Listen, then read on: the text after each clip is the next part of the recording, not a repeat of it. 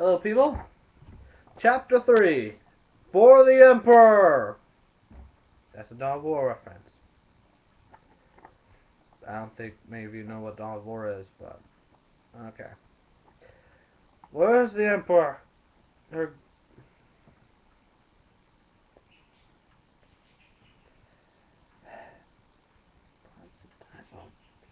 Where's the Emperor? Seph asked. The port city wall where Salvanos is, Berger answered. Liz ran out of the castle to Seph. She held onto his horse. What's wrong, Liz? Someone is killing the guards. Has to get to the White Flame. Seph jumped off his horse and ran inside, following the trail of bodies. He's a man wearing almost the exact same robes as the one at the wall had hold of a man. He wasn't that man. Seph knew it to be true. Glad of you to join us, the man greeted Seph. Drop him, Seph demanded. He dropped the guard and pulled out a blade of Bala. Where did you get that? From an Imperial paladin who got too nosy at the Imperial city. Now another will be taken today. Seph put his blade up as the cultist slashed and swung at him. The volleys will cut through him if any hit his armor. Seph threw his blade at the side of the other. Both flew away from the two. Seph rammed into the man. The man lifted Seph and threw him across the room. The name is Rebo. I want you to remember it as I kill you. Not today. You die here. Seph grabbed hold of the two swords and pushed them and through his head and into the wall. The cloak burst into flames, dissolving the body in flames. Seph held onto the second blade of Bala. Seph walked out of the castle, holding the white flame on a torch. What are you doing? Berger pondered. The flames aren't safe here, Seph gave away. Liz, we are leaving the castle. Liz got on the horse with Seph. The three rode off for Salvanos and his wall. It took them a day, but they had finally reached the port city. Seph carried the torch with great dignity and held it with pride as they finally reached the city. It was being sieged by the dead, with the Imperial warriors all trying to survive the onslaught. A massive gap was inside part of the wall, allowing the dead to enter and roam the city in search of prey. Salvanos was standing in front of the gap, fighting off the hordes as more and more came in. Imperial regiments were stuck in the wall, holding off the dead, coming up by siege ladders. Seph looked at Berger and ran into the docks and up into a massive area. Alone there was an even more massive pedestal. Seph placed the torch inside, lighting an immense flame. Seph went up to the top of the place and shouted for everyone below to hear. For the Holy Emperor and for the land of all your people, we will fight for all. No demon, monster, or foul creature shall enter our land. We are the Imperial Army's finest. We will not budge. Salvanos looked up with all the soldiers with him. Seph lifted up the two blades of Bala. They both shined in the morning sun. A ship came into the port and released the Emperor and the remaining Imperial army. The light from the blades scared the fearless undead, giving the armies breathing room to fight. Salvanos lifted his blade in the morning light. The shine coming from the blades blinded the undead.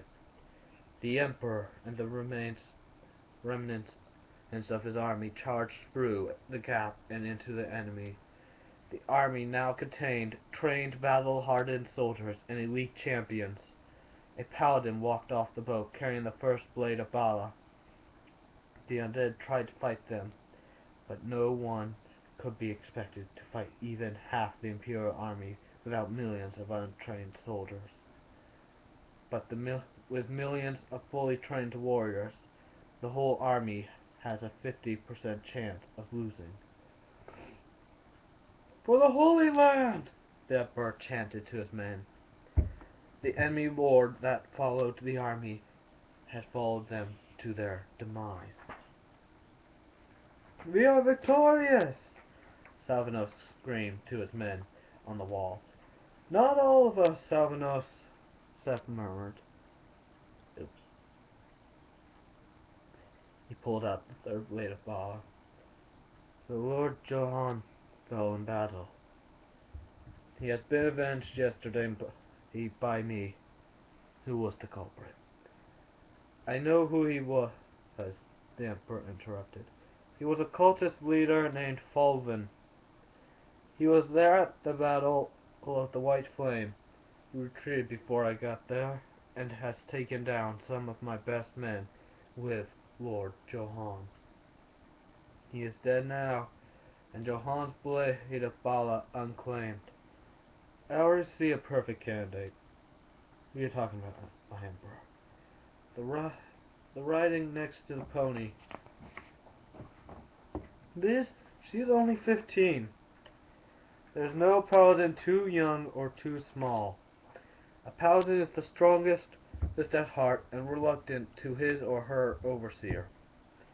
Those who follow the will of the paladin order, are a paladin in the eyes of the Emperor." Liz rode up with Burger.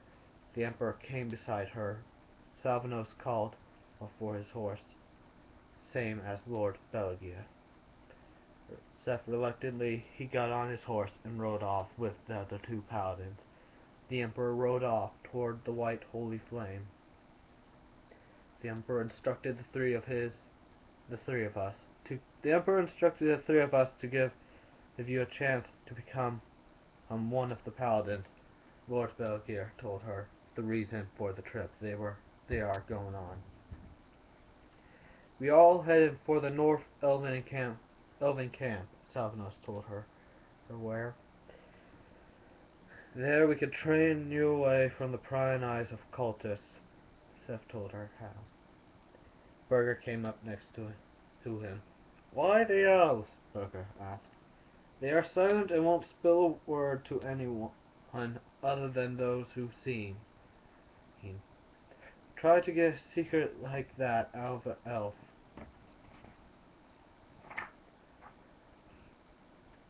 "Aye, but I won't like it.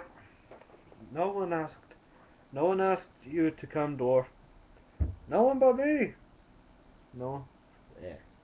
Strange little dwarf he is he?" "Yeah, but he is my strange little dwarf." "Ha ha!" The few of them had made it to the camp at night. The elves awaited their arrival for the past few days. "It is too late to train here. Too late to train her," Seph said. "We'll find our tent then," Salvanos said. "Since you like her so much, you will be sleeping and guarding her tent." And Seph didn't object up to their order. He lifted Liz off the horse and walked her to her tent. She sat down on the bed. "How old are you, anyways?" Liz asked Seph. "I was 10 when I got my sword," he answered. "No, not when you got your sword. Right now. How old are you?" "That was 9 years ago. I am the youngest of all the paladins." "Why do they do this?" "To protect their people." "Why can't the Emperor do that?" He is one man in a land of millions. He can't help everyone." "How can the three of you help?"